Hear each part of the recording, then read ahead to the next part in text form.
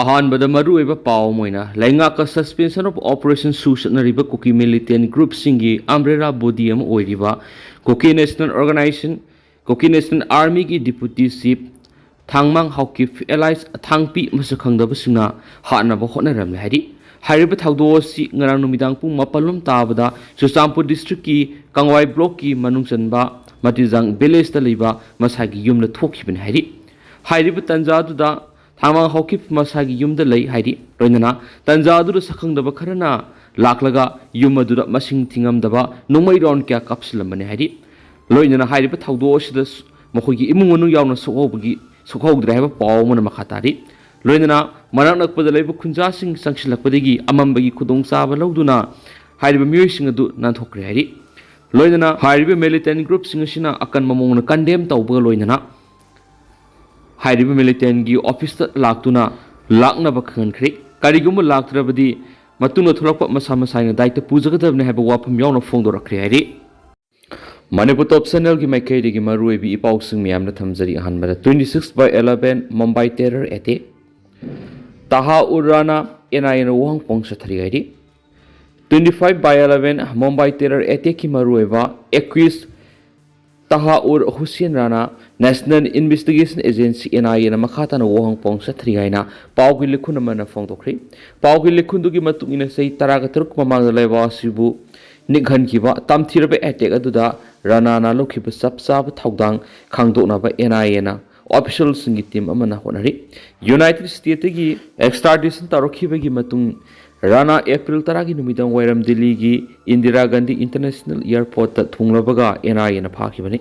ꯃꯇꯨꯡꯗ ꯑꯦꯄ꯭ꯔꯤल 13 ꯗꯤꯜꯂꯤꯒꯤ ꯄꯇꯤꯌꯥꯂꯥ house court ꯀꯝꯄ꯭ꯂꯦꯛꯁꯇ ꯂꯩꯕ ꯁ꯭ꯄꯦꯁꯤꯌꯦꯜ NIA ꯀꯣꯔꯠꯅ ꯃꯍꯥꯛꯄꯨ ꯅꯨꯃꯤꯠ 19ꯒꯤ ꯑꯦꯖꯦꯟꯁꯤꯁꯤꯒꯤ ꯀꯁꯇꯗꯤꯗ ꯔꯤꯃꯥꯟ ꯇꯧꯈꯤꯕꯅꯤ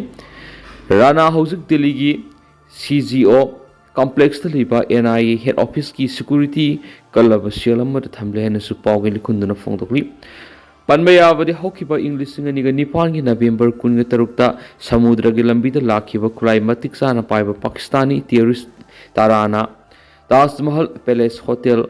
ꯑꯣꯕꯦꯔꯣꯏ Trident hotel CST railway station ꯑꯃꯁꯨꯡ ꯅꯔꯤꯃꯟ ꯍꯥꯎꯁ ꯌꯥꯎꯅ ꯃꯨꯝꯕꯥꯏꯒꯤ ꯇꯣꯉꯥꯟ ꯇꯣꯉꯥꯟꯕ ꯃꯐꯝꯁꯤꯡꯗ ꯆꯠꯊꯈꯤꯕ ꯑꯦꯇꯦꯛꯇꯨꯗ ꯁꯦꯀ꯭ꯌꯨꯔꯤꯇꯤ ꯄꯔꯁꯣꯅꯦꯜ 19 ꯌꯥꯎꯅ ꯃꯤꯑꯣꯏ 163 ꯁꯤꯈꯤ ꯑꯃꯗꯤ ꯑꯇꯣꯞꯄ 6 ꯍꯦꯟꯅ ꯁꯣꯛꯈꯤꯕꯒ ꯂꯣꯏꯅꯅ ꯂꯨꯄꯥ ꯀ꯭ꯔꯣꯔ ꯀꯌꯥꯒꯤ ꯂꯟ ꯊꯨꯝꯁꯤꯡꯁꯨ ꯑꯃꯥꯡ ꯑꯇꯥ ꯊꯣꯛꯈꯤ ꯑꯦꯇꯦꯛ ꯑꯗꯨꯗ ꯂꯩꯈꯤꯗ꯭ꯔꯕꯁꯤꯡ ꯑꯗꯨꯒꯤ ꯃꯅꯨꯡꯗ ꯃꯇꯝꯗꯨꯒꯤ ꯃꯍꯥꯔꯥꯁꯇ꯭ꯔ ꯑꯦꯟꯇꯤ ꯇꯦꯔꯣꯔꯤꯁꯠ ꯁ꯭ꯀ꯭ꯋꯥꯗꯀꯤ chief Hemant Karkare army major Sandeep Unnikrishnan ꯃꯨꯝꯕꯥꯏꯒꯤ additional police commissioner Ashok Kamte ꯑꯃꯁꯨꯡ senior police inspector Vijay Salaskar ꯌꯥꯎꯔꯤ ꯑꯦꯇꯦꯛ ꯑꯗꯨꯒꯤ ꯃꯅꯨꯡꯗ ꯁꯦꯀ꯭ꯌꯨꯔꯤꯇꯤ ꯐꯣꯔꯁꯁꯤꯡꯅ ꯇꯦꯔꯣꯔꯤꯁꯠ 10 ꯑꯗꯨꯒꯤ ꯃꯅꯨꯡꯗ ꯃꯥꯄꯟ ꯍꯥꯠꯄꯗ ꯂꯣꯏꯅꯅ ꯑꯖꯃꯥꯟ ꯀꯁꯕꯅ ꯍꯤꯡꯅ ꯐꯥꯈꯤ ꯃꯇꯨꯡꯗ ꯀꯣꯔꯠꯀꯤ ꯔꯥꯏ ꯃꯇꯨꯡ ꯏꯟꯅ ꯇꯝꯊꯤꯔꯕ ꯊꯧꯗꯣꯛ ꯑꯗꯨ ꯊꯣꯛꯈꯤꯕ ꯆꯍꯤ 4ꯒꯤ ꯃꯇꯨꯡ ꯆꯍꯤ 15 ꯁꯨꯔꯕ ꯑꯖꯃꯥꯜ ꯀꯁꯕ ꯏꯪ 2022ꯒꯤ ꯅꯕꯦꯝꯕꯔ 11ꯗ ꯊꯧꯔꯤ ꯌꯥꯟꯗꯨꯅ ꯍꯥꯠꯈꯤ ꯑꯃꯔꯣꯝꯗ ꯑꯦꯇꯦꯛ ꯑꯗꯨꯕꯨ ꯃꯥꯂꯦꯝ ꯁꯤꯟꯕ ꯊꯨꯡꯅ ꯀꯟꯗꯦꯝ ꯇꯧꯅꯈꯤꯕꯒ ꯂꯣꯏꯅꯅ ꯑꯦꯇꯦꯛ ꯑꯗꯨꯗꯒꯤ ꯇꯦꯔꯣꯔꯤꯖꯝ ꯊꯦꯡꯅꯅꯕ ꯏꯟꯗꯤꯌꯥꯒꯤ ꯈꯣꯡꯊꯥꯡꯕ ꯁꯤꯡꯊꯥꯅꯤꯡꯉꯥꯏ ꯑꯣꯏꯅ ꯑꯍꯣꯡꯕꯁꯤꯡ ꯄꯨꯔꯛꯈꯤ ꯍꯥꯏꯅꯁꯨ ꯄꯥꯎꯁꯤꯗ ꯃꯈꯥ ꯇꯥꯅ ꯐꯣꯡꯗꯣꯔꯛꯂꯤ ꯑꯃꯔꯣꯝꯗꯅ ꯄ꯭ꯔꯣ ꯃꯣꯅꯥꯔꯀꯤ ꯄ꯭ꯔꯣꯇꯦꯁꯠ ꯃꯅꯨꯡꯗ ꯍꯤꯡꯁꯥ ꯊꯣꯛꯈꯤꯕꯗ ꯅꯦꯄꯥꯜꯒꯤ ꯍꯥꯟꯅꯒꯤ ꯅꯤꯡꯊꯧꯅ ꯑꯋꯥꯕ ꯐꯣꯡꯗꯣꯛꯈ꯭ꯔꯦ ꯃꯃꯥꯡ ꯊꯥꯗ ꯀꯠꯃꯟꯗꯨꯒꯤ ꯇꯤꯟꯀꯨꯅꯦ ꯑꯦꯔꯤꯌꯥꯗ ꯄ꯭ꯔꯣ ꯃꯣꯅꯥꯔꯀꯤ ꯄ꯭ꯔꯣꯇꯦꯁꯠ ꯃꯅꯨꯡꯗ ꯍꯤꯡꯁꯥꯒꯤ ꯊꯧꯗꯣꯛꯁꯤꯡ ꯊꯣꯛꯈꯤꯕꯗ ꯅꯦꯄꯥꯜꯒꯤ ꯍꯥꯟꯅꯒꯤ ꯅꯤꯡꯊꯧ ꯒ꯭ꯌꯥꯅꯦꯟꯗ꯭ꯔ ꯁꯥꯍꯅ ꯅꯣꯡꯃꯥꯏꯖꯤꯡ ꯅꯨꯃꯤꯠꯇ ꯑꯋꯥꯕ ꯐꯣꯡꯗꯣꯛꯈ꯭ꯔꯦ ꯑꯃꯁꯨꯡ ꯐꯣꯇꯣ ꯖꯔꯅꯦꯂꯤꯁꯠ ꯑꯃ ꯌꯥꯎꯅ ꯃꯤꯑꯣꯏ 2 ꯃꯥꯔꯆ 19ꯗ ꯊꯣꯛꯈꯤꯕ ꯍꯤꯡꯁꯥꯒꯤ ꯊꯧꯗꯣꯛꯁꯤꯡꯗ ꯁꯤꯈꯤ ꯑꯃꯁꯨꯡ ꯑꯇꯩ 110 ꯁꯣꯛꯈꯤ ꯅꯨꯃꯤꯠ ꯈꯔꯒꯤ ꯃꯃꯥꯡꯗ ꯊꯣꯛꯈꯤꯕ ꯍꯤꯡꯁꯥ ꯃꯩ ꯊꯥꯕ ꯑꯃꯁꯨꯡ ꯌꯩꯈꯥꯏ ꯊꯤꯟꯒꯥꯏꯕꯅ ꯃꯤꯑꯣꯏꯕ ꯑꯃꯁꯨꯡ ꯄꯣꯠꯆꯩ ꯑꯀꯥꯏ ꯊꯣꯛꯍꯟꯈꯤꯕꯒꯤ ꯄꯥꯎ ꯇꯥꯕꯗ ꯁꯥꯊꯤꯅ ꯊꯋꯥꯏ ꯅꯨꯡꯉꯥꯏꯇꯦ ꯍꯥꯏꯅ ꯁꯥꯍꯅ ꯅꯦꯄꯥꯂꯤ ꯅ꯭ꯌꯨ ꯏꯌꯔ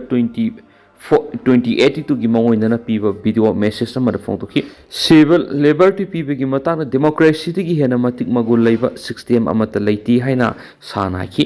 ꯑꯁꯦꯡꯕ ꯗꯦꯃꯣꯀ꯭ꯔꯦꯁꯤ ꯆꯠꯅꯕ ꯃꯐꯝꯁꯤꯡꯗ ꯃꯤꯌꯥꯝꯗꯒꯤ ꯊꯥꯒꯠ ꯋꯥꯍꯩ ꯑꯃꯁꯨꯡ ꯃꯤꯆꯩ ꯑꯅꯤꯔꯛ ꯇꯥꯕꯒꯤ ꯇ꯭ꯔꯦꯗꯤꯁꯟ ꯑꯃꯁꯨꯡ ꯀꯜꯆꯔ ꯑꯃ ꯂꯩ ꯍꯥꯏꯅ ꯃꯍꯥꯛꯅ ꯍꯥꯏꯈꯤ ꯅꯦꯄꯥꯜꯒꯤ ꯑꯣꯐꯤꯁꯤꯌꯦꯜ ꯀꯦꯂꯦꯟꯗꯔ ꯕꯤꯀ꯭ꯔꯝ ꯏꯔꯥ ꯀꯦꯂꯦꯟꯗꯔꯒꯤ ꯃꯇꯨꯡ ꯏꯟꯅ ꯅꯦꯄꯥꯜꯅ ꯑꯅꯧꯕ ꯆꯍꯤ ꯏꯪ 2022 ꯄꯥꯡꯊꯣꯛꯂꯤ ꯅꯦꯄꯥꯂꯤꯁ ꯀꯦꯂꯦꯟꯗꯔꯒꯤ ꯃꯇꯨꯡ ꯏꯟꯅ ꯆꯠꯂꯤꯕ ꯆꯍꯤ ꯑꯁꯤꯒꯤ ꯑꯦꯄ꯭ꯔꯤल 13ꯗ ꯇꯥꯕ ꯅꯦꯄꯥꯂꯤꯁ ꯀꯦꯂꯦꯟꯗꯔꯒꯤ ꯃꯇꯨꯡ ꯏꯟꯅ ꯕꯥꯏꯁꯥꯠꯀꯤ ꯑꯍꯥꯟꯕ ꯅꯨꯃꯤꯠ ꯑꯁꯤ ꯑꯅꯧꯕ ꯆꯍꯤꯒꯤ ꯅꯨꯃꯤꯠꯅꯤ Ningthaugi lengak pamduna khongjang changsinbasingna political party amagi office ta attack toki gari sing mai thaki amasum laiba asigi konungi tin kone area dukan singlu toki security personnel singna ningthaugi lengak sokotpasinga khuthoknabagi thawdok singda TV cameraman ama yauna miyoi ani siki amasum atai chamaga tara hena suki kona phibam lakshindanaba army kokhoki हिंसा की थबक यूमई थाब गरी थुगाइबद यावबने हैबा खोंजंग संगसिनबा मियोई चामगा मंगा police फाकी फारबा मियोई राष्ट्रीय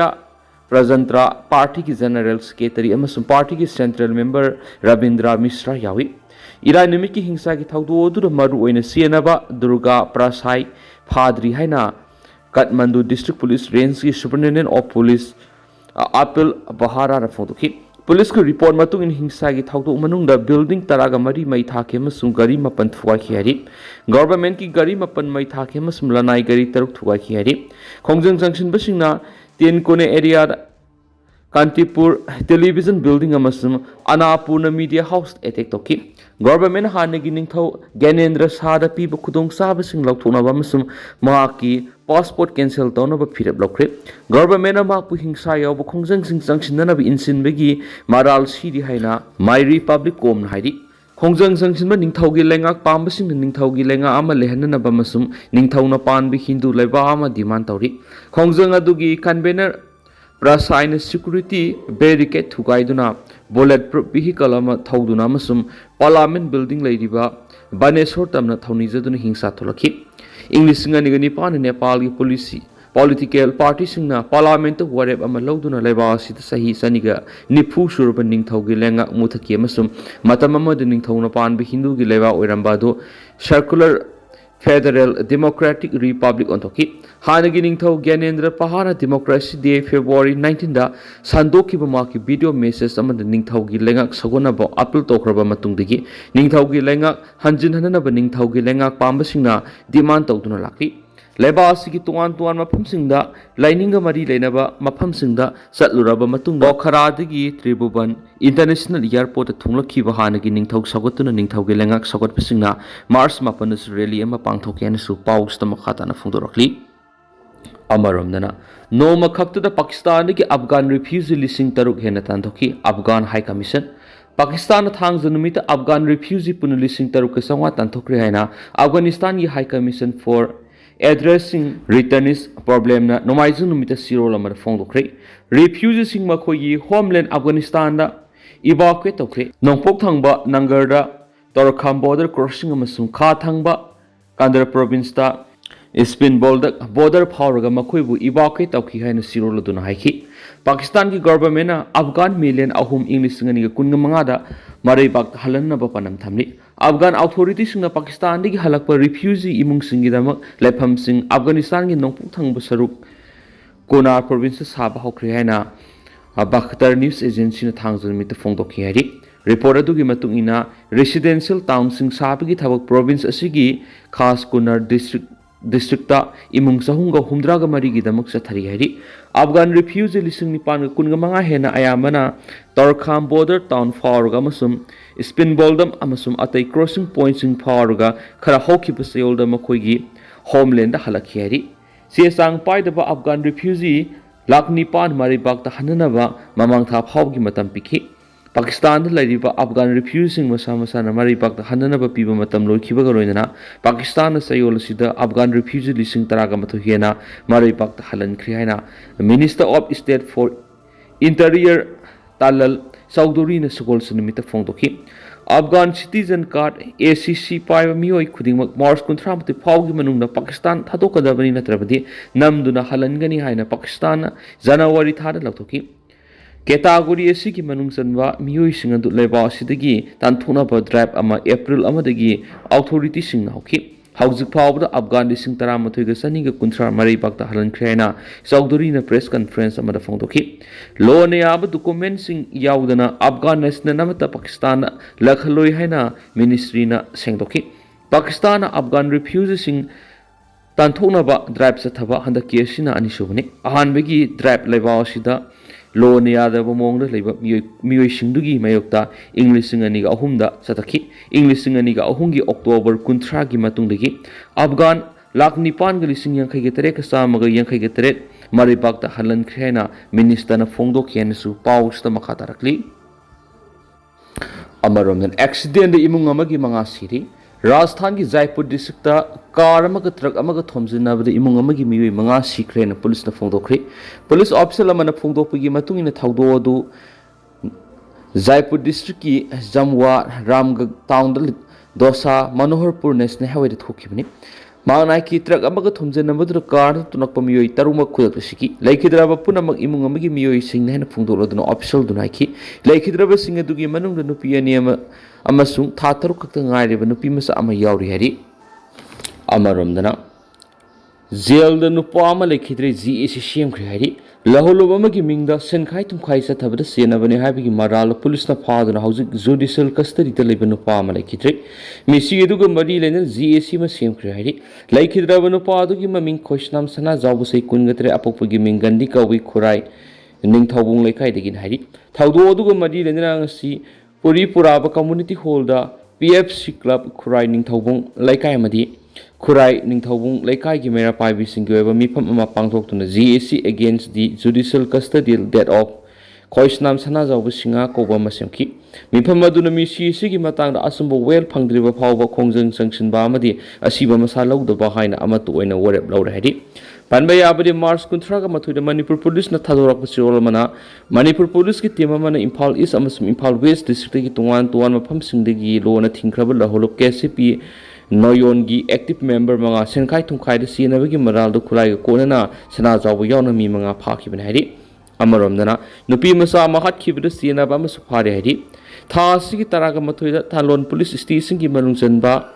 लैजंग फाइखुलदा नुपी मसा महत्खिबगी थौदो अदुर सीनबा अमा police न फारे हैन मणिपुर पुलिस की पुलिस कंट्रोल रूम की सिओलमन हाइदि